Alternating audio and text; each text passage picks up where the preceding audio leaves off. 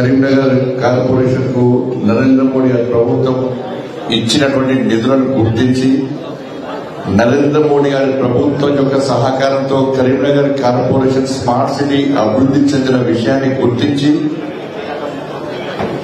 నిన్న కూడా కేంద్ర మంత్రివర్యులు వనరుల కట్ట వచ్చిన తర్వాత ఇంకా అభివృద్ధి నిధులను ప్రకటించిన తర్వాత దాన్ని గుర్తించి నరేంద్ర మోడీ గారి నాయకత్వం నమ్మి భారతీయ జనతా పార్టీ సిద్ధాంతాలను నమ్మి ఈరోజు భారతీయ జనతా పార్టీలో గౌరవ సునీల్ గారు ఇద్దరు కార్పొరేటర్ గారు ఇద్దరు చేరడం కూడా అలా స్వప్న గారు శ్రీదేవి గారు వారిద్దరు కూడా ఇలా భారతీయ జనతా పార్టీలో చేరేందుకు వారికి భారతీయ జనతా పార్టీ కూడా హృదయపూర్వక స్వాగతం పడుతూ తప్పకుండా వారి చేరిక భారతీయ జనతా పార్టీకి చాలా ఉపయోగపడుతుంది, కరీంనగర్ ప్రజలకు కూడా ఉపయోగపడుతుంది.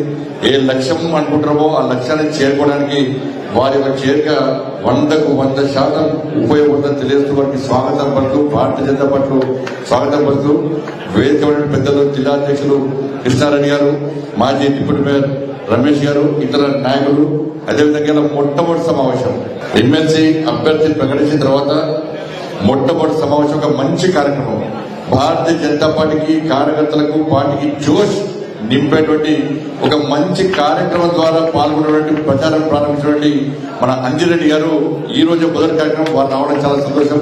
వారి సత్యమణి సంగారెడ్డి జిల్లా భారతీయ జనతా పార్టీ అధ్యక్షురాలు అక్క చూడటం బాగా డేంజర్ అక్క. మొత్తం సంగారెడ్డి జిల్లాలో భారతీయ జనతా పార్టీని శక్తివంతంగా తయారు చేయడానికి ఒక మహిళా యువని కూడా ఎక్కువ కష్టపడి పనిచేటువంటి అక్క గోదనక్క అంజలి గారు కూడా వాళ్ళు స్వాగతపడుతూ వేదికటువంటి పెద్దలందరికీ గౌరవ కార్పొరేటర్లకు విచ్చేసిన మీ అందరూ కూడా సునీల్ వారి అభిమానులు అందరూ కూడా హృదయపూర్వక స్వాగతం పలుతూ నిన్న మీటింగ్ తర్వాత కరీంనగర్ ప్రజలకు పూర్తి క్లారిటీ వచ్చేసింది. కరీంనగర్ అభివృద్ధికి సహకరించినవారు, కరీంనగర్ కార్పొరేషన్ స్మార్ట్ సిటీకి నిధులు ఇచ్చిందెవరు, ఎవరు తీసుకొచ్చిందెవరు, అభివృద్ధి ఏ విధంగా జరిగిందో నిన్న సమావేశం ద్వారా కరీంనగర్ ప్రజలకు క్లారిటీ వచ్చిన తర్వాత ఎప్పుడు కార్పొరేషన్ ఎన్నికలు వచ్చాయి, ఎప్పుడు భారతీయ జనతా పార్టీ అభ్యర్థిని మేయర్ చేయాలని చెప్పి అలా కరీంనగర్ ప్రజలందరూ కసితో ఎదురు చూస్తున్న విషయం వాస్తవం. ఎందుకంటే చాలా ఇబ్బంది పడ్డమాట. ఒక 10 సంవత్సరాలు అబ్బా అరే సునీల్ రావు గారు చాలాసార్లు ఫోన్ చేశారు. అరే కార్యక్రమం పిద్దాం అనుకుంటే మామూలు ఒప్పుకోవట్లేదే, పైసలు ఇచ్చేది నరేంద్ర మోడీ ప్రభుత్వం, కొట్లాడేది మీరు, కానీ పిద్దామంటే మామూలు పెడుతున్నారు, నన్ను కూడా రావద్దు అంటున్నారు అని చెప్పి చాలా సందర్భాల్లో నేను సునీల్ రావు గారు చాలా సందర్భాల్లో మాట్లాడుకున్నాం. పార్టీ పరంగా బీఆర్ఎస్ పార్టీ సునీల్ రావు గారు, నేను భారతీయ జనతా పార్టీ. కానీ అభివృద్ధి విషయంలో ప్రారంభోత్సవ విషయంలో చాలా సందర్భాల్లో సునీల్ రావు గారికి నన్ను పిలువాలని చెప్పి తప్పన ఉన్నప్పుడు కూడా రాజకీయ ఒత్తిళ్లు, సునీల్ రావు గారిని బయటేస్తాం, సునీల్ రావు గారిని దించేస్తాం, బండి సంఖ్యని పిలిస్తే అని వార్నింగ్లు ఇచ్చే పరిస్థితి అప్పుడు ఉంటాయి. ఎంతదిగా ఆరోపి నేను పట్టుకొస్తే కొబ్బరికాయ ఒట్టికిరాను, పట్టుకొచ్చింది రండి కొబ్బరికాయ ఒట్టికిరాను. స్మార్ట్ సిటీకి ఇన్ని పైసలు ఉడికేసాం. 4 సంవత్సరాలు 3 సంవత్సరాలు స్మార్ట్ సిటీ పైసలు రాలే. నరేంద్ర మోడీ గారి ప్రభుత్వం పైసలు ఇస్తే స్మార్ట్ సిటీ పైసలను డైవర్ట్ చేసింది బీఆర్ఎస్ పార్టీ ప్రభుత్వం. ఒక్క పైసలే. నేను హైదరాబాద్ లో మీటింగ్ లో గొడవ చేసిన తర్వాత సీరియస్ గా వార్నింగ్ ఇచ్చిన తర్వాత కరీంనగర్ కు వరంగల్ కు నిధులు అప్పుడు బీఆర్ఎస్ పార్టీ ప్రభుత్వం విడుదల చేసింది. నేను అప్పుడు బెదిరించిన అధికారిని వారం రోజుల కరీంనగర్ కు వరంగల్ కు నరేంద్ర మోడీ గారి ప్రభుత్వం ఇచ్చిన నిధులు ఇవ్వకుంటే బిడ్డ వారం తర్వాత మిత్తితో సహా వసూలు చేస్తా నేను వార్నింగ్ ఇచ్చిన తర్వాత అప్పుడు కేసీఆర్ విడుదల చేసిన నిధులు. అప్పటిదాకా కరీంనగర్ పైసలు రాలే. ఆ 3 లెటర్లు బయటపెట్టినా. కేంద్ర మంత్రి 3 సార్లు లెటర్ రాసిండు రాష్ట్ర ప్రభుత్వానికి, అరే మేము ఇచ్చే పైసలు ఇయ్యా కరీంనగర్ కంటే కూడా కేసీఆర్ ప్రభుత్వం ఇయ్యలే. ఆ 3 లెటర్ కూడా బహిర్గతం చేశాక అప్పుడు అన్ని కూర్చుంటారు. కానీ ఏ ఒక్క రోజు కరీంనగర్ స్మార్ట్ సిటీ అభివృద్ధి విషయంలో నన్ను పాల్గొనే అవకాశం లేకుండా వేసిన 10 సంవత్సరాలు, ఎక్కడ కనీసం కొబ్బరిగా ఉండే అవకాశం లేకుండా వేసిన 10 సంవత్సరాలు కనీసం ఎక్కడ ఏమంటే బీఆర్ఎస్ పార్టీ చెప్పుకునే ప్రయత్నం చేశారు. కానీ వాస్తవాలు ఏందో నా సునీల్ రావు గారు చెప్పిన తర్వాత, కేంద్ర మంత్రి గారికి వచ్చిన తర్వాత, ఇలా పూర్తి క్లారిటీ కరీంనగర్ ప్రజలకు వచ్చిన తర్వాత భారతీయ జనతా పార్టీ ప్రభుత్వం వల్లనే ఈ అభివృద్ధి, కరీంనగర్ పార్లమెంట్ అభివృద్ధి జరిగిందన్న విషయాన్ని ఇలా ప్రజలు గుర్తించారు కాబట్టి ఇలా ప్రజలు ఎక్కడ నిన్న కూడా బీజేపీ బీజేపీ బీజేపీ బీజేపీ అంటున్నారు. ఇవాళ ఏమైంది బీఆర్ఎస్ పార్టీ ప్రభుత్వంలో? పూర్తి అవినీతి అక్రమాలకు ఒక అండగా బీఆర్ఎస్ పార్టీ ప్రభుత్వంలో ఉండేది. ఇలా మళ్ళీ ఉన్న మారిందంటే ఇప్పుడు ఇంకా పోయిన దగ్గర పోయి పరిస్థితి. ఇలా రోజుకో విషయాన్ని పైకి తీసుకొస్తూ ఇవాళ అర్థం పడుతున్న విషయాన్ని బయట తీసుకొచ్చి ప్రజల దృష్టి మళ్లించే ప్రయత్నం ఇలా కాంగ్రెస్ పార్టీ చేస్తున్నది. బీఆర్ఎస్ పార్టీ ఏం చేసిందో కాంగ్రెస్ పార్టీకి అదే చెప్తున్నది. రేవంత్ రెడ్డికి గురువు ఎవరంటే కేసీఆర్ గురువు. కేసీఆర్ ఏం చేసినా సేమ్ అదే రేవంత్ రెడ్డి చేస్తున్నారు. రేవంత్ రెడ్డి చేస్తున్నారు తప్ప రేవంత్ రెడ్డి గారి పండితనంలో కొత్తదనం అనేది ఎక్కర్లేదు. మీరు చూడండి, మొన్నటిదాకనేమో ఫస్ట్ ఏమో ఫామ్ హౌస్ కేసు అన్నాడు, డ్రగ్స్ కేసు అన్నాడు, అది వీకింది. తర్వాత ఫోన్ ట్యాపింగ్ కేసు అన్నారు, అది వీకింది, వాళ్ళు రాలే. కాళేశ్వరం కేసు అన్నారు, అది పోయింది, వాళ్ళు రాలే. మళ్ళీ ఒక్కొక్క కేసు తీసుకొస్తారు, మళ్ళీ కనబడదు. మరి ఏమైతే ఫోన్ ట్యాపింగ్ కేసు పోవడానికి ఉండే కదా, ఇప్పుడు ఎక్కడ పేపర్ కనబడుతుంది ఫోన్ ట్యాపింగ్ కేసు. ఇక చూడు కేటీఆర్ కేసీఆర్ కూడా రేపే అరెస్ట్ అని చెప్పి ఈయన మాట్లాడారు, వాళ్ళు మాట్లాడారు. మళ్ళీ 15 రోజుల నుంచి ఫోన్ ట్యాపింగ్ కేసు లాపత్తా అరెస్ట్ ఉష్కాకేపాయి. ఇక మనుషులు ఫోన్ ట్యాపింగ్ ఎవరు మాడుతున్నారు, ఇక బంద్. ఇక మళ్ళీ చేసినప్పుడు దావోస్ స్టార్ట్ అయింది. ఇక ఈ దావోస్ అని మళ్ళీ 15 రోజులు దావోస్. ఎందుకంటే ఫస్ట్ కాళేశ్వరం రాగానే కేసీఆర్ ఢిల్లీకి పైసలు పంపాడు. కాంగ్రెస్ పార్టీ ఆధినాయకత్వానికి పైసలు పంపితే కప్పం ముట్టయిపోయాడు. కాళేశ్వరం కేసు విచారణ పెడుతుంది, టైంపాస్. తర్వాత ఫామ్ హౌస్ కేసు రాగానే మళ్ళీ బీఆర్ఎస్ ఢిల్లీ వేరు, మళ్ళీ ఇంకో కాంగ్రెస్ పార్టీ నిలబట్టారు, మళ్ళీ పైసలు ఇచ్చారు. ఫామ్ హౌస్ కేసు అటే వికింది. తర్వాత మళ్ళీ డ్రగ్స్ కేసు వచ్చింది. డ్రగ్స్ కేసు రాగానే మళ్ళీ ఢిల్లీ వేరు, మళ్ళీ పైసలు అప్పయిపోయారు. డ్రగ్స్ కేసు అటే వికింది. ఇప్పుడు మొదలాక ఫోన్ ట్యాపింగ్, మళ్ళీ 15 రోజులు ఫోన్ ట్యాపింగ్ లేదు. అరే ఫోన్ ట్యాపింగ్ చేసుకొని లోపడేయాలని చెప్పి మేమంటుంటే, ఆధారాలు ఉన్నాయని చెప్పి మీరన్నారు. ఇలా ఎందుకు ఓడతలేరు కదా, ఎందుకు మాడతలేరు కదా, దాని గురించి వేరు. ఇక మళ్ళా మధ్యలో ఏమొచ్చింది, ఈ ఫార్ములా కారేసి వచ్చింది. ఈ కేసు రేపు అరెస్ట్. ఈ ఫార్ములా కేసులో ఈ అరెస్ట్ తప్పదని చెప్పి టీవీలో చచ్చిపోతున్నారు, బ్రేకింగ్ పెట్టలేక చచ్చిపోతున్నారు. పేపర్లో ఫ్రంట్ పేజ్ చేస్తారు, బ్రేకింగ్ ఇస్తారు, 2 రోజులు అదే బ్రేకింగ్ నడుస్తుంది. ఇక మళ్ళీ తెల్లారి మళ్ళీ కనబడేది, వాళ్ళు మాట్లాడరు, వీళ్ళు మాట్లాడరు. ఈ ఫార్ములా కార్ రేస్ లో ఇవాళ కేసీఆర్ కొడుకు మీద ఆరోపణలు చేసిర్రు, ముఖ్యమంత్రి గారు ఆరోపణ చేసిర్రు, మంత్రులు ఆరోపణ చేసిర్రు, ప్రభుత్వం ఆధారాలు ఉన్నాయని చెప్పారు.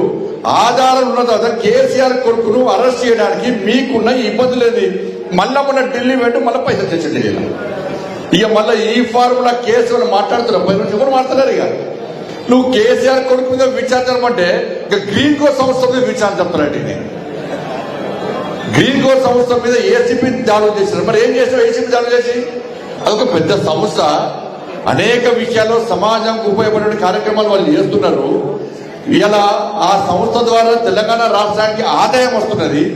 ఇటువంటి సంస్థల మీద దాడులు చేస్తే, ఇటువంటి సంస్థలను ఇబ్బంది పెట్టే ప్రయత్నం చేస్తే, ఆ సంస్థలు ఏం చేస్తున్నాయి, తెలంగాణ ఇష్టపడి వేరే రాష్ట్రంలో వ్యాపారం చేస్తే ఇలా ఆదాయం ఎవరికి నష్టమవుతుంది? తెలంగాణ రాష్ట్రానికి ఆదాయం నష్టం జరుగుతుంది. ఇవాళ గ్రీన్ కోర్ సంస్థ నుంచి కాంగ్రెస్ పార్టీకి పైసలు ముట్టలేదా చెప్పాలి. రేవంత్ రెడ్డి గారిని సవాల్ చేస్తున్నా, గ్రీన్ కోర్ సంస్థ నుంచి కాంగ్రెస్ పార్టీకి పైసలు ముట్టాయా ముట్టలేదా? ఇంతవరకు ఒక్క పైసా ముట్లే అని చెప్పి నువ్వు ప్రమాణం చేయి. కాంగ్రెస్ పార్టీ సవాల్ సిద్ధమా?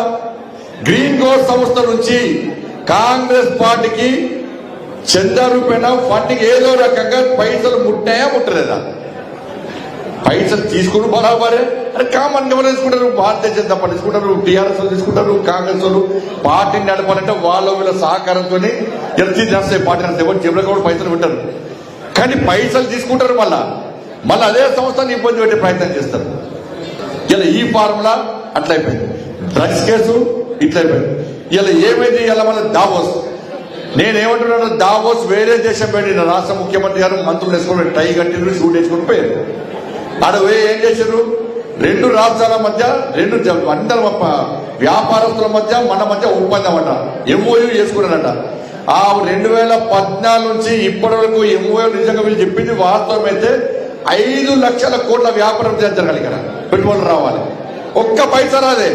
మీరు అందరూ కూడా టీవీ చూసి చెప్ప తెలంగాణకు గిన్ని పెట్టుబడులు వస్తున్నాయి.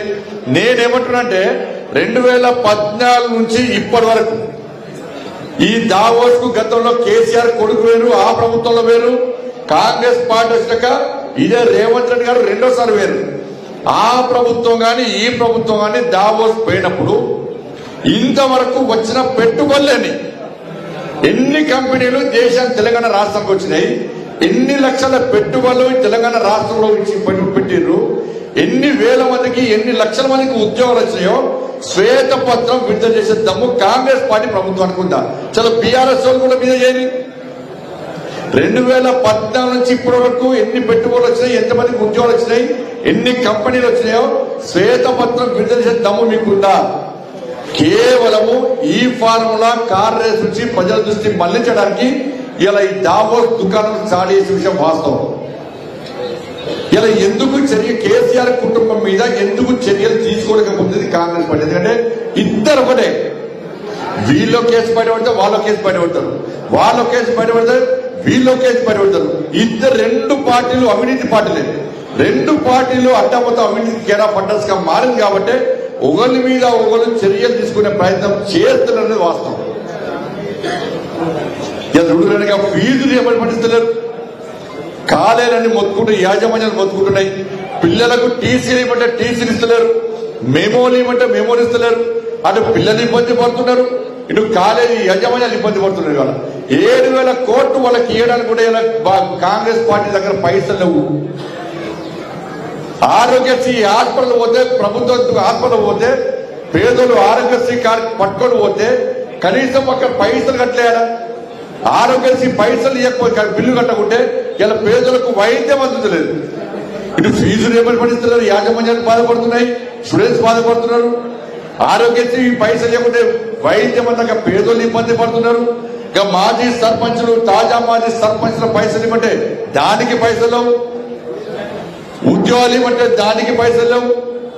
మా అక్కలకు మీకు ఇంతమంది అక్కల 2,500 రూపాయలు ఇస్తారని మీ అందరికి, మీ 2,500 రూపాయలు అకౌంట్ పట్టే మీకు ఇచ్చేది ఎవరైనా? 2,500 రూపాయలు ఇస్తారని ఓటేసారు, మీరు తులం బంగారం ఇస్తాంటే ఓటేసారు కదా, మీ స్కూటీ ఇస్తాంటే ఓటేసారు కదా, ఒక్క పైస లేదు, ఒక్క పైస లేదు.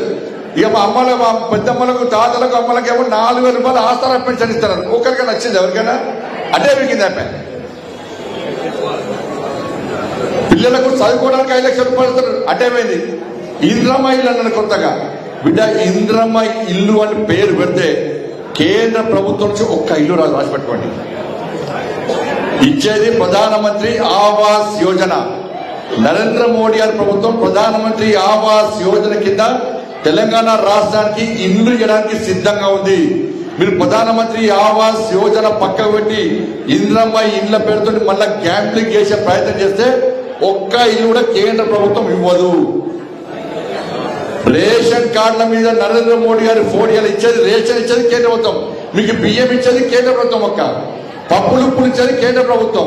ఇప్పుడు రేషన్ కార్డులు ఏమంటే రేషన్ కార్డుల మీద ముఖ్యమంత్రి గారు ఫోటో పెడతారు, కాంగ్రెస్ పార్టీ ఇంద్రమ్మ ఫోటో పెడతారు. ఎవరు జాగిరి? ఇచ్చేది నరేంద్ర మోడీ గారు, ఫోటోలు మాత్రం వీళ్ళు పెట్టుకుంటారు. రేషన్ కార్డుల మీద నరేంద్ర మోడీ గారి ఫోటోలు లేకుంటే మీకు రేషన్ కూడా రాసి పెడతారు.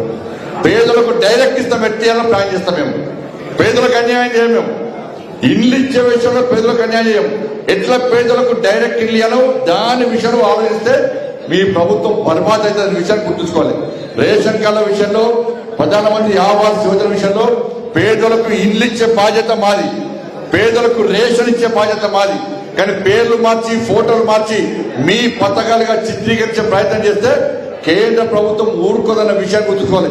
పైసలు మనై, పేరు మాత్రం కర్రీమేళ బీఆర్ఎస్ చెప్పుకుంటే కాంగ్రెస్ మళ్ళీ చెప్పుకుంటారు. వాళ్ళు 30,000 కోట్లు మిత్తి కడుతున్నారు సంవత్సరానికి. కాంగ్రెస్ 30,000 కోట్లు సంవత్సరం లోపలనే మిత్తి కడుతున్నారు. ఇప్పటికే దాదాపు అప్పులు చేసి పొట్టు అప్పులు చేస్తున్నారు. ఇవాళ కేసీఆర్ 6 లక్షల కోట్లు అప్పు చేసిందంటే బీఆర్ఎస్ సంవత్సరం లోపల అప్పు చేస్తున్నారు. మీరు 3 సంవత్సరాల లోపలనే 5 లక్షల కోట్లు అప్పు చేస్తున్నారు. ఈ అప్పు ఎవరు కట్టాలి? మనమే కట్టాలి, మనమే కట్టాలి, మనమే పన్నులు వేస్తారు మనకే. కాబట్టి ఆలోచించాలి.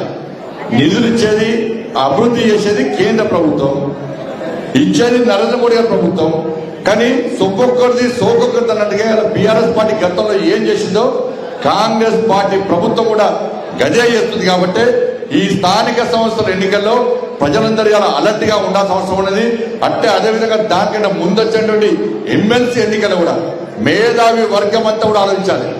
మేధావి వర్గం కూడా ఆలోచించాలి. మేధావులు తప్పు చేస్తే సమాజాన్ని, దేశాన్ని, తెలంగాణ రాష్ట్రాన్ని ఎవరు కాపాడలేడు. మీరు మేధావులకు సంబంధించిన కొన్ని ఎన్నికలు మేధావులు తప్పు చేస్తే మొత్తం పూర్తిగా తెలంగాణ రాష్ట్రం సర్వనాశనం అవుతుంది. కాబట్టి మంచి ఆలోచనతో భారతీయ జనతా పార్టీ గెలిపించండి, ప్రశ్నించే వ్యక్తిని గెలిపించండి, నిలదీసే వ్యక్తిని గెలిపించండి.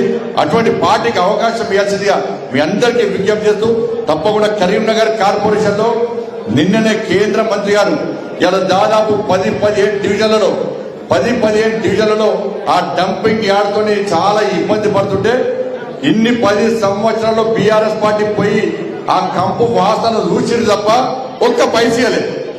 అక్కడున్న కార్పొరేటర్లు, మా భారతీయ జనతా పార్టీ నాయకులందరూ కూడా ప్రతిరోజు మొత్తుకుంటున్నారు, అన్న ఈ కంపు భరించలేకపోతున్నారు చెప్పండి. ఇలా ఒక్క పైసా బీఆర్ఎస్ పార్టీ అలే. 10 సంవత్సరానికి కంపు కొడుతుంటే డంపింగ్ యార్డ్ మార్చడానికి ఒక్క పైసా ఇయ్యలే. 24 గంటల నీటి సరఫరా ఇస్తుంటే ఒక్క పైసా ఇయ్యలే. స్మార్ట్ సిటీ కూడా ఇచ్చి సమయానికి పైసలు ఇయ్యలే. ఇలా మేమంతా పైసలు ఇచ్చిన తర్వాత కేంద్ర ప్రభుత్వం నరేంద్ర మోడీ గారు పైసలు ఇచ్చినాకనే వాళ్ళ డంపింగ్ యార్డ్ సమస్య పరిష్కారం అవుతున్నది. వాళ్ళ 24 hours వాటర్ సప్లైను నిన్న ప్రారంభించాం. అబ్బో, మీరు పైసలు ఇస్తే మా మంత్రితో ప్రారంభిస్తే మీరు ఊకుందిరానే. ఇలా పైసలు మేమిచ్చినాం కాబట్టి, నరేంద్ర మోడీ గారి ప్రభుత్వం ఇచ్చింది కాబట్టి అలా గల్లా ఎగరేసి కేంద్ర మంత్రి వచ్చి నల్లా దింపితే 24 గంటల నీళ్లు ఆ 4 డివిజన్లకు వస్తున్నాయి. తప్పకుండా ఈ కరీంనగర్ కార్పొరేషన్ మాకు అప్పయ్యండి, భారతీయ జనతా పార్టీకి అప్పయ్యండి. కరీంనగర్ కార్పొరేషన్ మొత్తం 24 గంటల నీటి సరఫరా ఇప్పించే బాధ్యత ఇలా మేము తీసుకుంటాం. ఇలా కరీంనగర్ కార్పొరేషన్ భారతీయ జనతా పార్టీకి అప్పయ్యండి. వాళ్ళ స్మార్ట్ సిటీ విషయంలో ఏ విధంగా అభివృద్ధి చేస్తామో కేంద్ర నిధులతోని ఇంకా అభివృద్ధి చేస్తాం. గల్లీలో ఉన్న సమస్యలు కూడా పరిష్కరించడానికి భారతీయ జనతా పార్టీ సిద్ధంగా ఉంది. కేంద్రం పైసలు ఇస్తేనే అభివృద్ధి చెందుతుంది కాబట్టి, కేంద్రంలో నరేంద్ర మోడీ గారి ప్రభుత్వం ఉంది కాబట్టి ఇక్కడ కరీంనగర్ కార్పొరేషన్ లో భారతీయ జనతా పార్టీ జెండా ఎగరేస్తే పైసలు నేరుగా వస్తాయి. లేకుంటే ఇంతకుముందు సునీల్ రావు గారు చెప్పినట్టు ఇచ్చే పైసలు మనము దొబ్బిపోయేది మాత్రం బీఆర్ఎస్ దొబ్బారు, ఇప్పుడు కాంగ్రెస్ వాళ్ళు దొబ్బిపోతారు. కాబట్టి ఇచ్చేటువంటి అధికారం ఇస్తే నీతి నిజాయితీగా నిబద్ధతతో అభివృద్ధి జరుగుతుంది. ఇచ్చేది మనమే, దోసుకపోయేది బీఆర్ఎస్ పార్టీ వాళ్ళు, కాంగ్రెస్ పార్టీ వాళ్ళు. కాబట్టి అందరూ ఆలోచించండి, మేధావి వర్గం కూడా ఆలోచించాలి, కరీంనగర్ యువత ఆలోచించాలి. కరీంనగర్ కార్పొరేషన్ లో రంగురంగుల జెండా ఎగరన్నా, కాషాయపు జెండా ఎగరన్నా కరీంనగర్ యువత ఆలోచించాలి. ఎట్టి బస్సు ఎప్పుడు ఎన్నికలు వస్తా కూడా ఇక్కడ గెలిచేది భారతీయ జనతా పార్టీ. నేను అహంకారంతో చెప్తలేను, విశ్వాసం, ఆత్మవిశ్వాసంతో చెప్తున్నాను. ప్రజల ఆలోచన తెలుసుకునే చెప్తున్నా. కాబట్టి చాలా మంది కార్పొరేటర్లు చాలా మంది ఉన్నారు, ఇంకా చాలా మంది చేయడానికి సిద్ధంగా వచ్చారు. కానీ ఇప్పటికే భారతీయ జనతా పార్టీలో చాలా మంది కార్యకర్తలు మొన్న ఎంపీ ఎన్నికల్లో, గతంలో ఎంపీ ఎన్నికల్లో, ఎమ్మెల్యే ఎన్నికల్లో కూడా ఇక్కడ స్థానికంగా చాలా మంది భారతీయ జనతా పార్టీ కార్యకర్తలు బీఆర్ఎస్ పార్టీ ప్రభుత్వం ఇబ్బంది పెట్టినప్పుడు కూడా, కేసులు పెట్టినప్పుడు కూడా, జైళ్లకు పోయినప్పుడు కూడా ఇక్కడ కూడా భారతీయ జనతా పార్టీ జెండా వదిలిపెట్టే కార్యకర్తలందరూ కూడా. కాబట్టి ఇప్పుడు గెలిచే టైం భారతీయ జనతా పార్టీ గెలిపించడానికి ప్రజలు సిద్ధంగా ఉన్నారు. కాబట్టి ఆ కార్యకర్తలను, భారతీయ జనతా పార్టీకి ఫస్ట్ నుంచి పనిచేస్తున్న కార్యకర్తలను మళ్ళా కార్పొరేటర్ గా గెలిపించాల్సిన బాధ్యత మా మీద ఉంది. కాబట్టి చాలా విషయాల్లో మేము ఆలోచించి ఆచితీర్చి ఉండిపోతున్నాం. కాబట్టి ఆరోపణలు ఎవ్వరి వ్యక్తులు తెచ్చుకోమేము.